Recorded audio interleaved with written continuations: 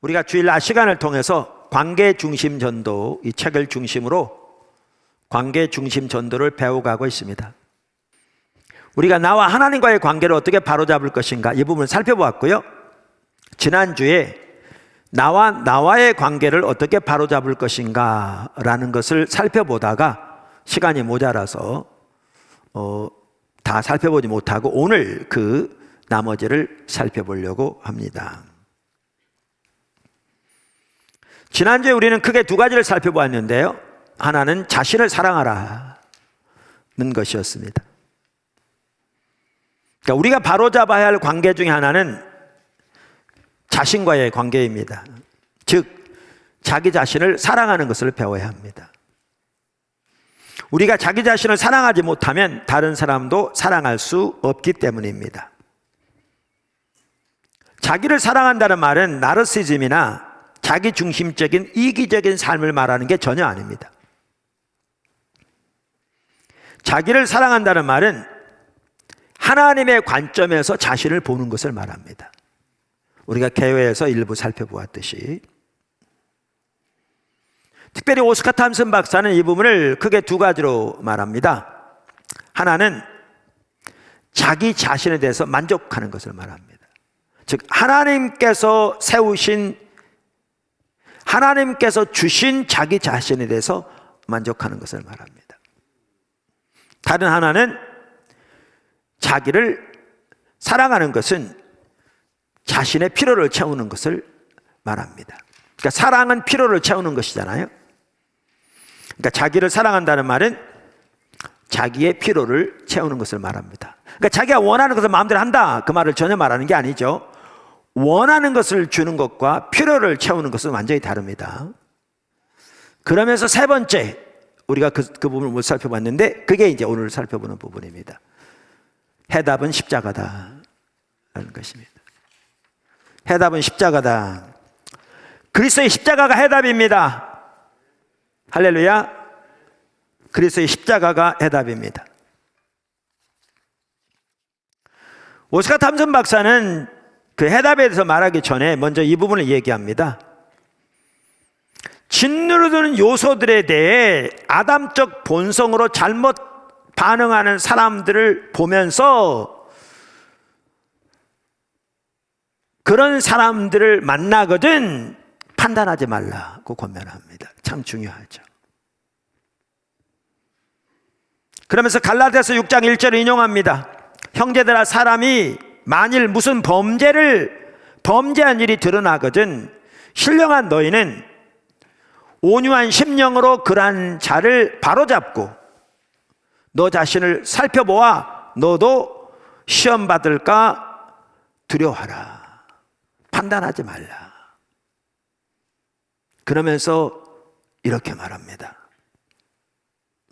그런 사람에게 찾아가서 형제님, 저는 어디에 가야 먹을 것을 얻을 수 있는지 다른 거지에게 알려주는 거지일 뿐입니다. 이런 자세로 조용하게 말할 수 있는 사람이 진정한 영적 그리스도인이다. 그러면서 하나님은 우리에게 가서 그 한 사람을 회복시키라. 내가 나아가라고 말씀하신다. 이렇게 말합니다. 그 하나님의 말씀을 듣고 오직 하나님의 은혜를 힘입어 나아간다. 이것이 진정 옳은 일이다. 옳은 일이 아닐까?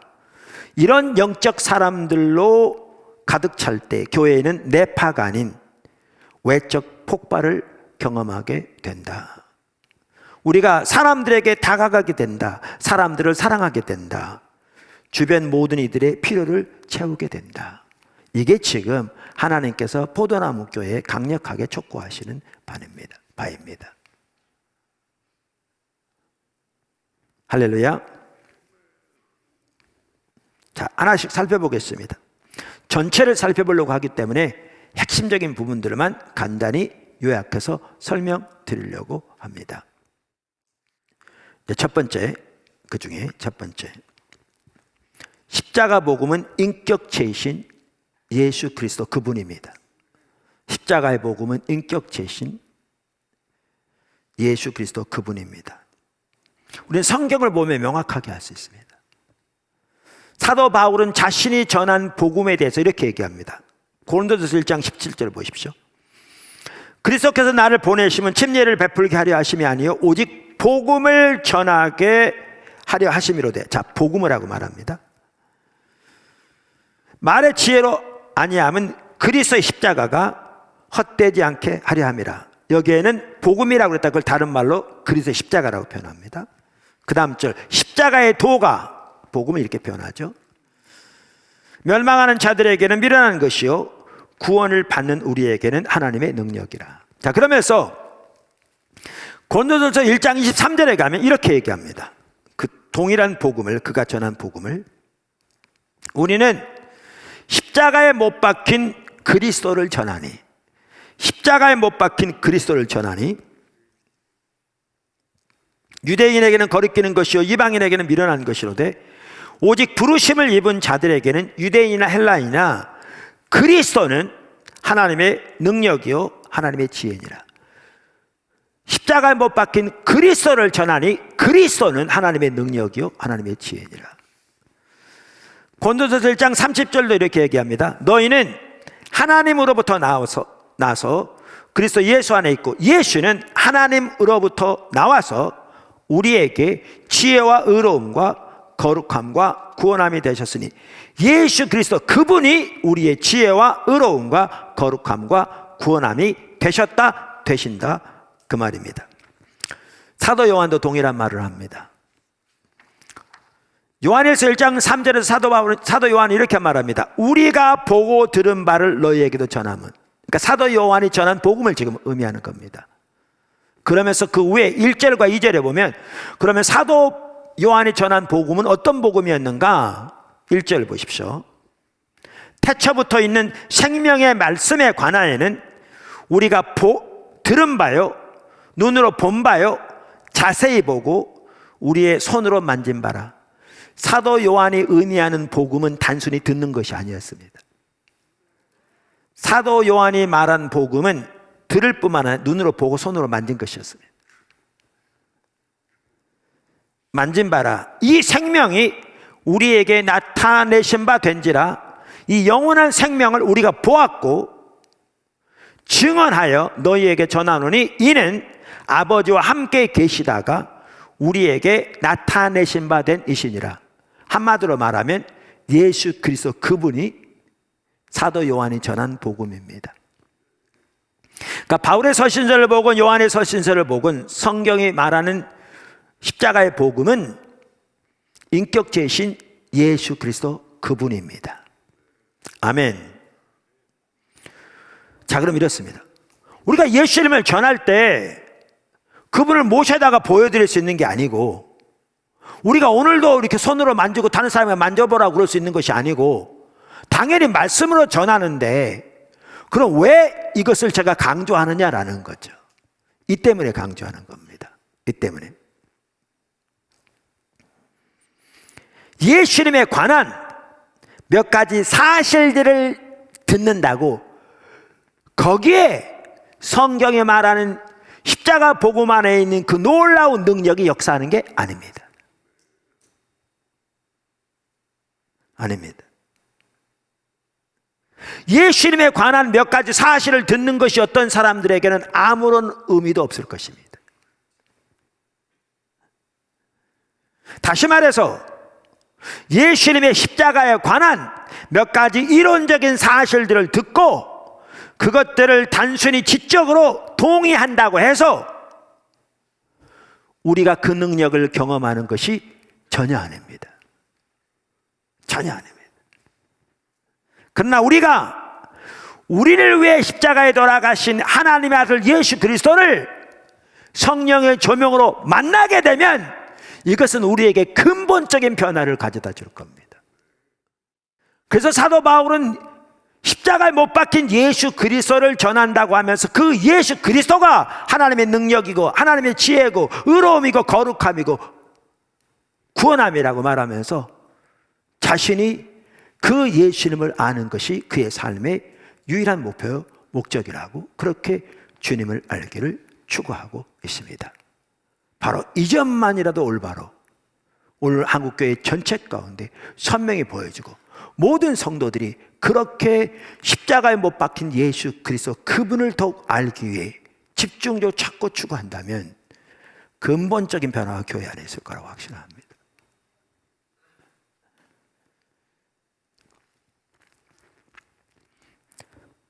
십자가의 복음은 인격체이다라는 말은 이 부분을 강조하기 위해서 제가 한 말입니다. 두 번째, 십자가로 말미암는 의를 의지하는 삶을 살아야 합니다. 십자가에 의한 삶의 한 핵심은 십자가로 말미암는 의를 의지하는 삶입니다. 이걸 다른 말로 표현하면 믿음으로 말미암는 의를 의지하는 삶입니다. 같은 표현입니다. 이 부분에 대해서 자세하게 설명하려면 사실은 2시간 이상이 필요합니다. 그래서 이 부분에 대해서 좀 더 자세히 명확하게 이해하기 원하시는 분들은 십자가 복음의 유업 그 책 아마 2장과 3장인지 3장과 4장인지 장은 기억을 못하지만 2장에 걸쳐서 제가 설명을 해놨고요. 정리를 해놨기 때문에 그 부분을 보시면 좋겠습니다. 지금은 그 핵심적인 요점을 간단히 설명하고자 합니다. 여러분이 선명히 이렇게 볼 수 있도록. 우선 우리가 자기 의를 의지해서 하나님 앞에 설 수 없습니다. 인간 중엔 단 한 명도 자기 행실, 즉 자기 의를 의지해서 하나님 앞에 설 수 없습니다. 갈라디아 3장 10절은 이렇게 말합니다. 무릇 율법 행위에 속한 자들은, 이 말은 자기 행실을 의지해서 하나님 앞에 서고자 하는 자들을 말합니다. 그러한 자들은 저주 아래 있나니 기록된 바 누구든지 율법책에 기록한 대로 모든 일을 항상 행하지 아니하는 자는 저주 아래 있는 자라 하였습니다. 그러니까 자기 행실을 의지해서 하나님 앞에 서고자 하는 자는 자에게 적용되는 하나님의 기준이 있습니다.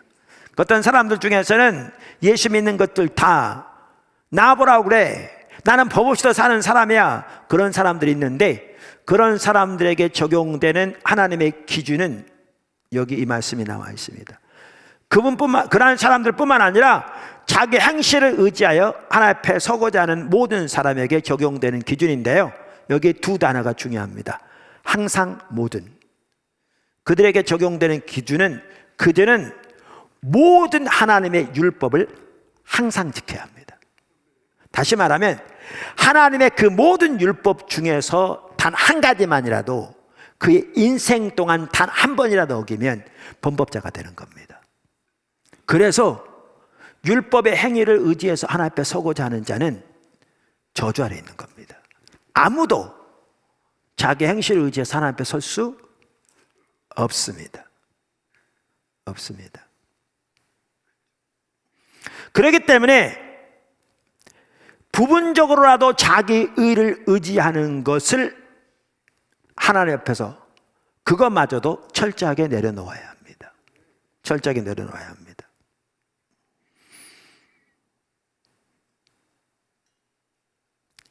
다시 말해서 오직 십자가의 공로만을 믿음으로 의지해서 우리는 하나님 앞에 설 수 있는데, 그러려면 부분적으로라도 자기 의를 의지해서 하나님 앞에 서는 것을 철저하게 내려놓아야 합니다. 자, 그러면 이렇게 철저하게 자기 의를 의지하는 것을 내려놓는다는 것에는 뭐가 포함되느냐면요, 자기 속에 자기가 의지하고 하나님 앞에 나아갈 어떠한 선한 것도 없음을 선명하게 인식하는 것이 포함됩니다.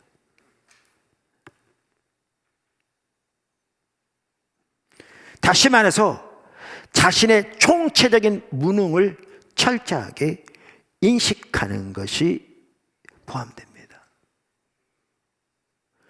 그 자리에 가야 비로소 예수 그리스도가 우리의 의가 되신다는 사실이 선명하게 인식되어집니다. 그게 십자가로 말미암는 삶의 한 핵심입니다.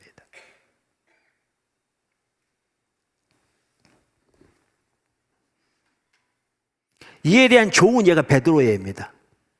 예수님께서 제자들과 함께 마지막 만찬을 행하시면서 너희 중에 한 사람이 나를 부인할 거다 그러셨어요. 나를 팔 거다. 그랬더니 아니, 누가 선생님을 팝니까? 수근수근했죠. 예, 그러는 중에 성경에 보면요, 베드로가 예수님 앞에서 장담합니다. 33절에 보면 26장 모두 주를 버릴지라도 나는 결코 버리지 않겠습니다. 그러니까 예수님이 그러세요. 내가 진실로 내게 이르는데 오늘 밤 닭이 울기 전에, 어떤 성경에는 닭이 2번 울기 전에 네가 나를 3번 부인하리라. 그러니 베드로가 이렇게 말합니다. 내가 주와 함께 죽을지언정 주를 부인하지 않겠습니다. 그렇게 장담했어요. 불과 몇 시간 전에. 그런데 예수님이 이제 잡혀가시고 대제사장 집에서 고문을 당하고 핍박을 당할 때 제자들이 멀리 따라가서 이렇게 있는데 주변 사람들이 와서 너 당신도 제자 중에 한 사람 아니야? 묻는 겁니다. 그러니까 부인하는 거예요. 나중에는 계집종까지 와가지고 당신이 제자 중에 한 사람 맞다 그랬더니 베드로가 자기에게 저주까지 내려가면서 나는 저 사람을 전혀 모른다고 부인합니다. 근데 그때 닭이 옵니다. 2번째 오는 거죠. 베드로가 밖으로 뛰어나가서 통곡하며 웁니다. 이게 이제 첫 번째 사건입니다. 근데 저는 이게 베드로가 회개한 거라고 생각하지 않습니다. 회개가 아니고요, 자기 자신에 대한 환멸입니다. 환멸입니다. 여러분, 베드로가 아까 예수님 앞에서 자신 있게 고백했잖아요. 나는 절대로 같이 죽을지언정 선생님 배반하지 않겠습니다. 이거 그냥 한 말 아닙니다. 베드로는 능히 그렇게 할 수 있는 사람입니다. 열심히 누구보다 뛰어났고요. 예수님이 물으러 걸어오실 때 다 두려워 떨고 있는데 베드로가 주시어도 오라 하소서 그랬더니 예수님이 오라 그러니까 그 파도 위로 배에서 뛰어내린 사람 아닙니까?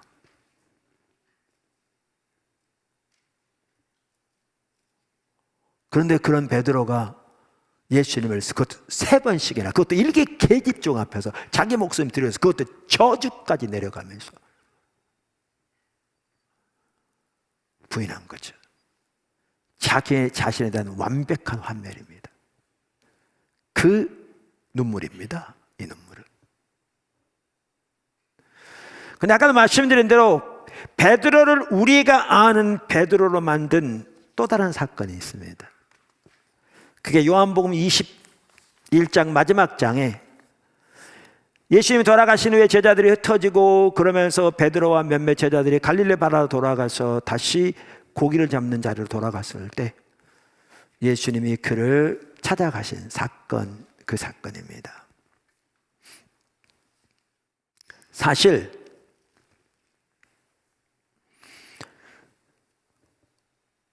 예수님이 그를 찾아가지 않았더라면요, 그래서 회복하지 않았더라면 베드로는 더 이상 하나님께 쓰임 받을 수 있는 사람이 못 됐을 겁니다.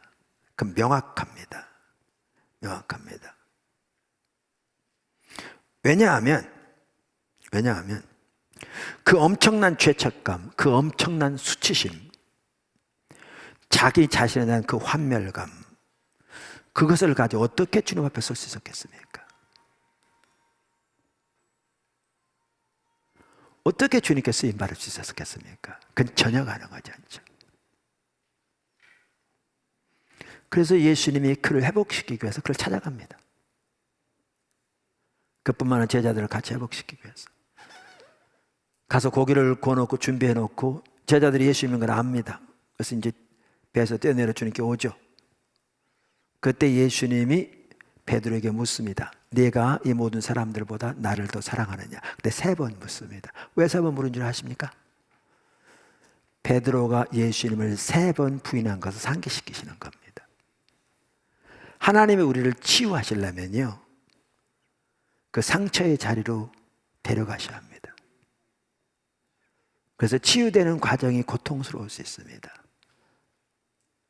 그 자리로 데리고 가서 그 사건에 대해 하나님의 관점에서 새롭게 보게 해주셔야 비로소 회복됩니다.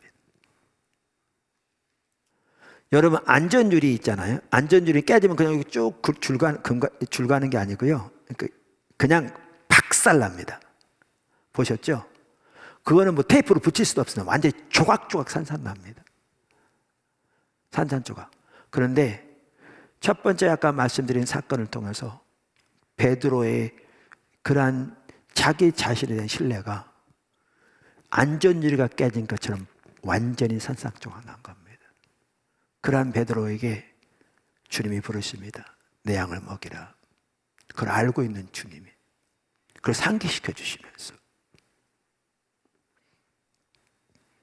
내 양을 먹이라. 내 양을 치라. 다시 말하면 이 자리에서 비로소 베드로는 오직 하나님의 은혜에만 의지해 서는 걸 배웁니다. 십자가의 한 삶과 은혜의 한 삶은 뗄래야 뗄 수 없도록 같이 갑니다. 성령의 한 삶도.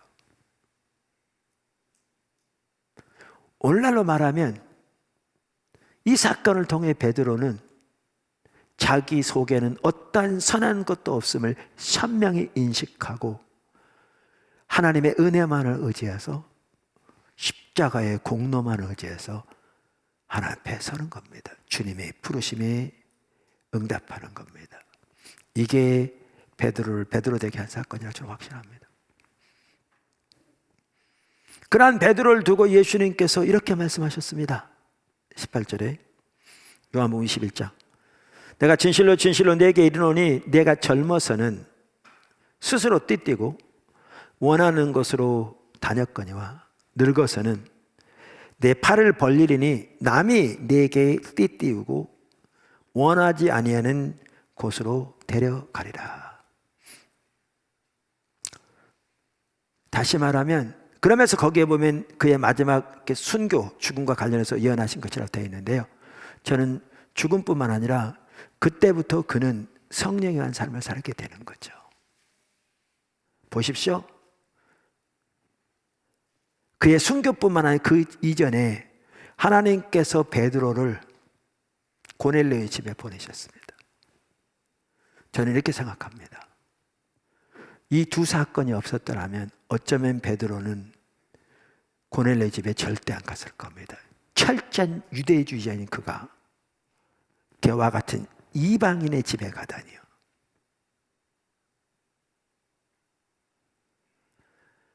자기가 산산조각나 부서져 버린 그 속에는 어떠한 선한 것도 없음을 인식한, 그래서 오직 하나님의 은혜만을 의지하여 오늘날로만 거기다 십자가의 공로만을 의지하여 서는 그 삶을 배운 베드로, 성령의 인도를 따라 기꺼이 이방인의 집에도 복음을 전하러 저는 갈 수 있었다고 믿습니다. 개인적으로. 세 번째, 하나님께서 십자가를 통해 이루신 승리를 깨닫고 그 후에 믿음으로 서는 삶. 하나님께서 예수님의 십자가 부활을 통해서 놀라운 승리를 이루셨습니다. 이미 우리를 위해서 2000년 전에 우리의 옛사람이 예수님과 함께 십자가에서 죽었고요, 예수님께서 우리를 향한 모든 율법의 요구를 이루셨고요, 우리의 모든 죄가 사해졌고 하나님과 우리의 관계가 회복되었고 우리를 하나님의 자녀 삼으셨고 사탄의 머리가 깨졌으며 죽임을 당했습니다. 놀라운 승리를 이미 이루셨는데 이 승리들을 우리 가운데 경험하는 한 가지 핵심적인 길이 뭐냐 하면 하나님께서 예수님의 그 예수님의 십자가 부활을 통해 이루신 그 놀라운 승리를 우리가 성령의 조명으로 선명하게 깨닫고 그 위에 믿음으로 서는 겁니다. 그 사실 십자가 한 사람, 믿음의 한 사람, 은혜의 한 사람은 항상 같이 갑니다. 하나님께서 예수님의 십자가와 부활을 통해서 이루신 승리를 성령의 조명으로 깨닫고 그 위에 믿음으로 설 때 우리는 그 능력을 삶에서 경험합니다. 그 승리를 삶에서 경험합니다. 그래서 사도 바울도 에베소 교회를 왜 이렇게 기도하고 있는 겁니다. 에덴이 이제 뭐죠?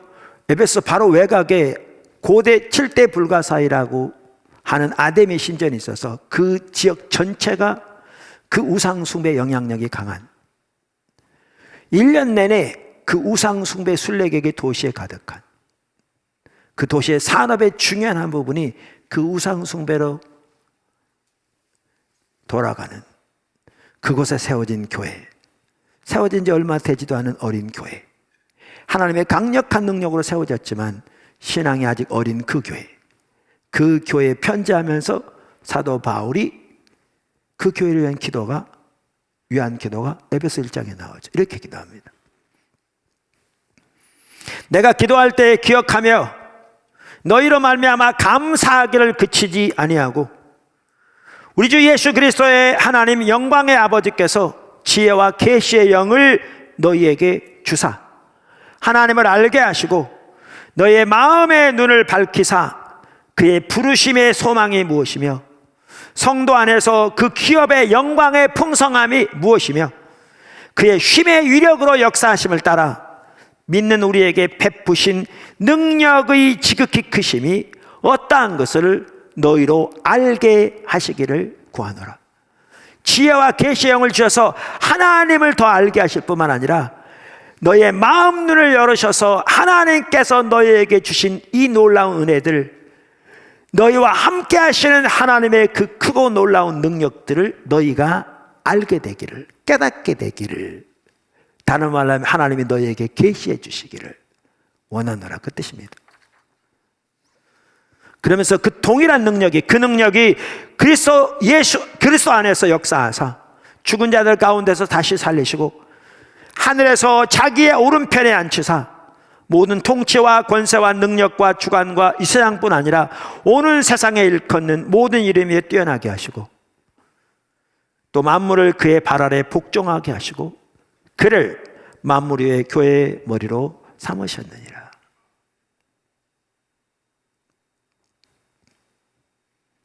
우리의 옛사람이 예수님의 십자가와 함께 죽었다는 사실을 선명히 인식하는 거요, 우리의 육신을 이기는 핵심적인 비결일 뿐만 아니라 사도 바울이 말한 것처럼 예수님이 우리 안에 내주하시는 삶을 살기 위한 핵심적인 비결이기도 하고 관계 중심 전도에서 나 중심의 관계가 아닌 또한 상대방의 부정적인 심한 어떤 공격이나 뭐에도 반응할 때 육신으로 반응하지 않을 수 있는 핵심적인 비결이기도 합니다. 그래서 십자가의 능력을 경험하는 이와 같이 중요한 한 가지는 예수님의 십자가 부활을 통해서 이루신 승리를 성령의 조명으로 깨닫고 그 위에 믿음으로 서는 것이기 때문에 항상 같이 가는 것이 사도 바울이 그랬던 것처럼 십자가에 못 박힌 예수 그리스도와 그 부활의 능력과 그 고난의 동참함을 알기를 구하여 지속적으로 하나님을 구하는 삶이 반드시 같이 가야 합니다. 핵심입니다. 네 번째, 십자가의 사랑에 기초한 삶. 십자가에 의한 삶의 한 핵심은 십자가의 사랑에 기초한 삶입니다. 십자가는 우리를 향하신 하나님의 사랑의 확증입니다. 로마서 5장 8절은 이렇게 말합니다.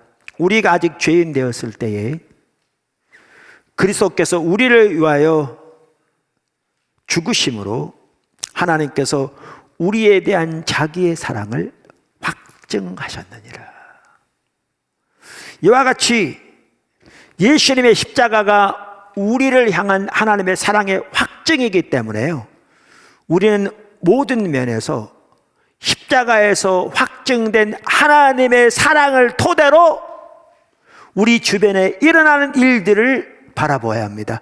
그래야 주님과 동행하는, 승리하는 삶을 살 수 있습니다. 반대로 우리가 주변에 일어나는 일들을 토대로 하나님의 사랑을 이해하려고 하면 지속적인 원망과 불평과 낙심과 실망 가운데 살 수밖에 없고요, 하나님이 원하시는 승리하는 삶을 전혀 살 수 없습니다.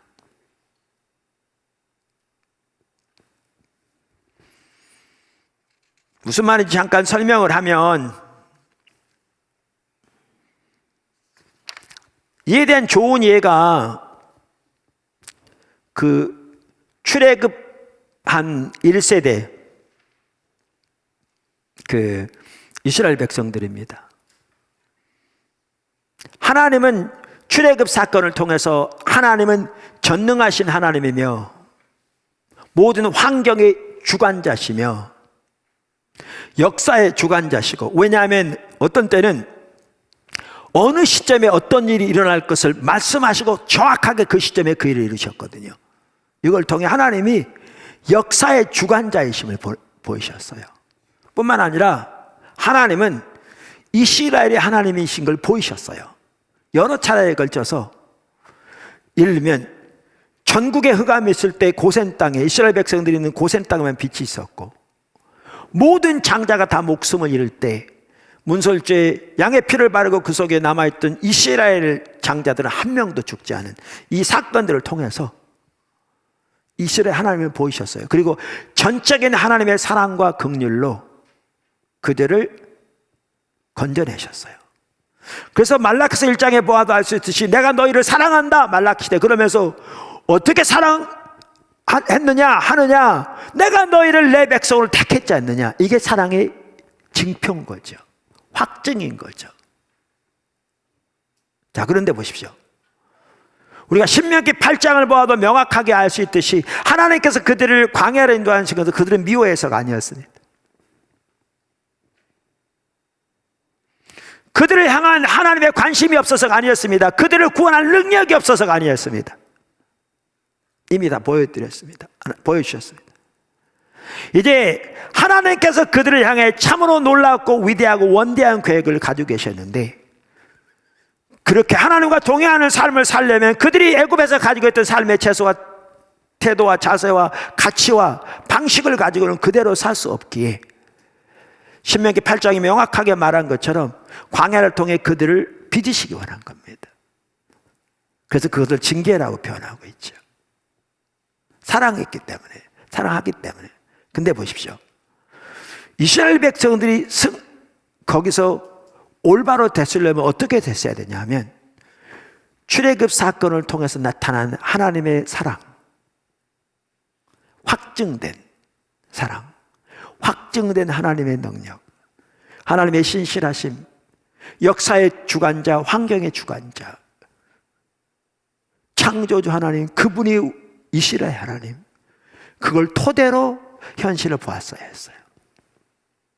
그럼 하나님 왜 우리를 인도하셨는지, 여기에서 하나님이 원하시는 것이 무엇인지, 우리가 어떻게 반응하기를 원하시는지, 어떻게 삶을 조정하기를 원하시는지, 그렇게 주님을 찾는 가운데 믿음으로 서고 주님께로 돌이켜졌더라면 그들은 40년이 걸릴 필요 없이 가나안 땅에 들어갔을 것이고요, 1세대는 한 명도 버림받지 않고 가나안 땅 들어갔을 겁니다. 근데 그들은 그렇게 안 했습니다. 어떻게 했느냐? 그들은 환경을 통해서 하나님 보려고 한 겁니다.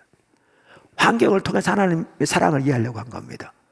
그러니까 일이 좋을 때는 하나님 믿습니다 할렐루야 그랬는데, 홍해 앞에 오니까 다 죽게 생겼거든요. 살 길이 없거든요. 그러니까 애굽에 매장지가 없어 여기서 죽게 하느냐? 왜 하나님은 도대체 여기 데려다 우리를 죽게 한단 말이냐? 이렇게 나오는 거죠. 하나님을 경험하는 삶에 보면 그 저자가 그런 얘기를 하잖아요. 자기 막내딸이, 그것도 막내딸이 암에 걸렸을 때 15달인가. 정말 쉽지 않았죠. 그래서 방사선 치료도 하고 약물 치료도 할 때 하나님 앞에 나아가서 기도할 때 항상 이렇게 기도했다고 그랬잖아요. 다른 건 이해하지 못하지만 쉽게 줄이면 십자가를 통해서 확증된 하나님의 사랑을 토대하지 않고는 이 환경을 보지 않게 해주십시오. 오늘날도 우리가 십자가에 의한 삶을 살아야 되는데 그 중에 한 가지는 십자가에서 확증된 하나님의 사랑을 토대로 환경을 보는 겁니다. 십자가를 통하지 않고는 환경을 보지 않기로 작정해야 합니다. 여기서도 근데 중요한 건 그겁니다. 성령의 조명입니다. 항상 같이 갑니다.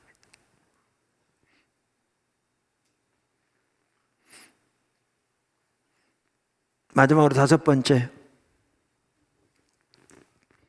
십자가만이 자랑인 삶. 저는 이게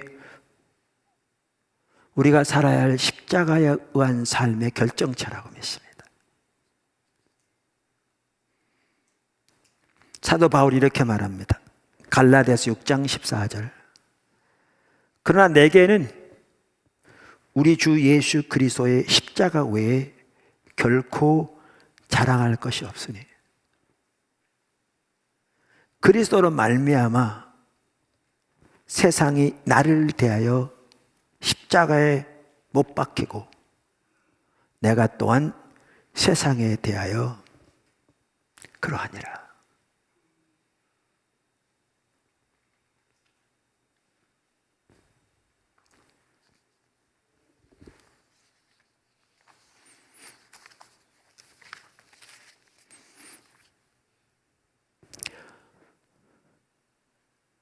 제가 십자가에 의한 삶에 대해서 전체적으로 살펴보았습니다. 전체적으로. 이게 우리가 날마다 살아야 할 삶이고요. 순간마다 살아야 할 삶입니다. 이 삶을 살 때 우리에게 놀라운 하나님의 능력이 역사하실 것이고 우리는 우리의 삶에서 놀라운 하나님의 승리를 경험할 것이고요. 관계 중심 전도에서도 관계에서도 전도에서도 우리 모든 면에 있어서도 이게 필수입니다. 우리가 살펴보고 있는 대로 이 십자가에 의한 삶을 사는 것이 나와 나 자신의 관계를 올바로 하는 데도 핵심입니다. 하나님은 우리를 비슷하게 짓지 않으셨다. 하나님은 나를 빌리그레암으로 만들지 않으셨다. 오스카 탐슨으로 만드셨다. 하나님이 그렇게 하셨으니 나는 어쩔 수 없다. 어쩌고 싶지도 않다. 나는 나다. 나여야만 한다. 하나님의 계획 안에서 내가 나되지 못한다면 그건 내 태도가 잘못됐다는 것을 의미한다. 나는 나의 나됨을 인정해야 한다. 내가 예수님으로 채워졌을 때 나를 인정할 수 있다. 균형을 잡을 수 있다. 나는 학생들에게 절대 내가 누구누구 같았으면 좋았을 텐데 라는 말을 하지 말라고 얘기한다. 하나님이 만드신 당신의 모습을 좋아하지 않는 것은 결국 하나님을 향한 비난이다. 하나님께는 당신을 위한 사역, 당신을 위한 계획이 있다. 다른 사람들의 사역이 얼마나 대단하든 나는 신경 쓰지 않는다. 당신이 할 수 있는 일에 충성하라. 친구들을 기준으로 자신을 판단하지 말라. 당신은 당신이다.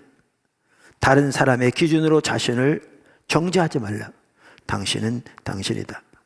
성취 때문에 걱정하지도 말라. 성취의 목적은 하나님의 영광이다. 성취를 했으면 당신이 이룬 성공을 하나님의 발 아래 내려놓으면 된다. 멋지지 않는가? 하나님의 영광을 위해 최선을 다하라. 우리의 균형을 이룰 수 있는 것은 오직 십자가뿐이다. 그래서 십자가를 자랑한다. 십자가는 예수님이 우리를 위해 죽으신 이유이며 우리가 죄사함을 발견하는 자리다. 십자가 십자가에서는 내가 다른 사람을 비난할 이유가 사라진다. 십자가에서 하나님의 선하심과 사랑이 나를 향해 흘러온다. 십자가에서 나는 진정한 성취를 이룬다. 십자가에서는 좌절할 필요가 없다. 다른 사람과 나를 비교할 필요도 없다. 십자가에서 나는 나다. 아버지 감사합니다. 이제 원일의 자아를 넘어 제 관계의 원으로 나를 이끄시고 나를 통해 흘러가시옵소서. 이렇게 자신과의 관계를 회복하는